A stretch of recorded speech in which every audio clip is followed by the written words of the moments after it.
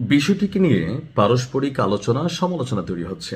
কেউ কেউ মনে করছেন তিনি সম্প্রীতির বার্তা দিয়েছেন, আবার কেউ কেউ মনে করছেন তার এই কাজটা ঠিক হয়নি, হিংসা রাখতে হবে।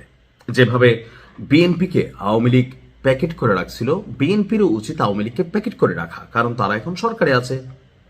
বিএনপির সাথে আওয়ামী লীগ যা যা করছে তা তো আবার বিএনপিকে আওয়ামী লীগের সাথে করতে হবে, তাহলে সমানে সমান।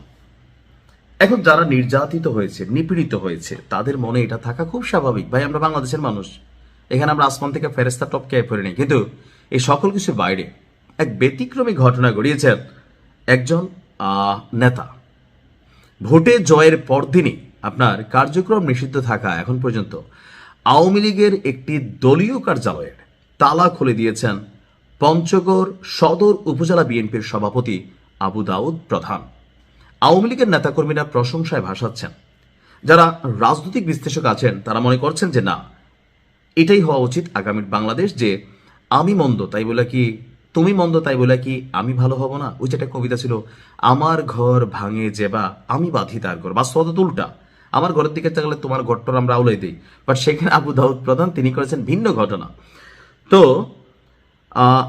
আজকে সকালে সদর উপজেলার চাকলাহাট ইউনিয়ন আওয়ামী লীগের একটা অফিস গত 18-19 মাস বন্ধ ছিল সরকার পতনের পর, সেই অফিসের তালা খুলে দিয়ে তাদের পাশে থাকার প্রতিশ্রুতি দিয়েছেন উপজেলা বিএনপির সভাপতি আবু দাউদ প্রধান।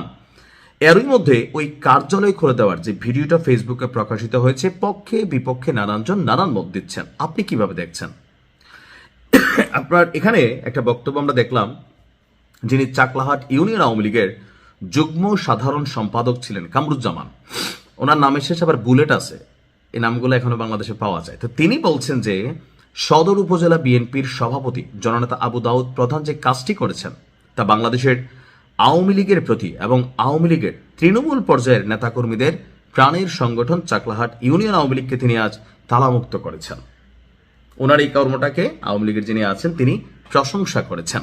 এটা নিয়ে কিন্তু ফেসবুকে মিশ্র প্রতিক্রিয়া আছে। কেউ বলছে দেখছো আওয়ামী লীগকে বিএনপি পুনর্বাসন করবে, হ্যাঁ এটা সত্যি। আবার কেউ বলছে যে না ভাই, একই এলাকার মানুষ, কেন আওয়ামী লীগ খারাপ করছে দেখে তো আওয়ামী লীগের এরকম পতন হয়েছে, তো বিএনপি যদি খারাপই করে, বিএনপি যদি একই কাজ করে, তাহলে আর মন্দের ভালো কি ছিল? এখানে যার যার পয়েন্ট অফ ভিউতে তার তার মন্তব্য। আপনার এসব ইউনিয়ন আওয়ামী লীগের সদস্য এবং মুক্তিযোদ্ধা আবুল হোসেন তিনি আবার বলছেন যে আমাদের নামে মিথ্যা মামলা হয়েছে, সেখানে যেন আমাদেরকে রক্ষা করা হয়, সেই অনুরোধ জানাচ্ছি আমার মামা আবু দাউদ প্রধানের কাছে। এখন হয় কি, আমরা যারা বাংলাদেশের জনগণ আছি, আপনি একই পরিবারে দেখবেন এক ভাই বিএনপি, এক ভাই আওয়ামী লীগ, এক ভাই জামাত, আবার জামাই করে বিএনপি, বউ করে নৌকা, এরকম আছে না, মনে মনে আছে। অথবা মামাতো ভাই একটা করে, ফুফাতো ভাই, পুরা এলাকার মানুষগুলো তো আমরা একটা পরিবার।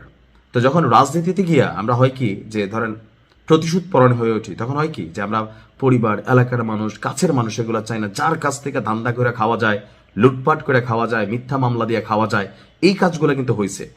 তো আপনার এখানে অনেক বক্তব্য আসছে। তবে বিএনপি নেতা আবু দাউদ প্রধান বললেন যে কিছুক্ষণ আগে আমি জানলাম আওয়ামী লীগের অফিসে তালা দেওয়া আছে, আগে যদি জানতাম আগেই ব্যবস্থা নিতাম। দীর্ঘ 18 বছর পর আমাদের বিজয় হয়েছে, স্বাধীনতার উভয় পক্ষের শক্তিগুলো এক হয়ে ম্যান্ডেট দিয়েছে, যার কারণে আমরা রেকর্ড পরিমাণ ভোট পেয়েছি সারা বাংলাদেশে।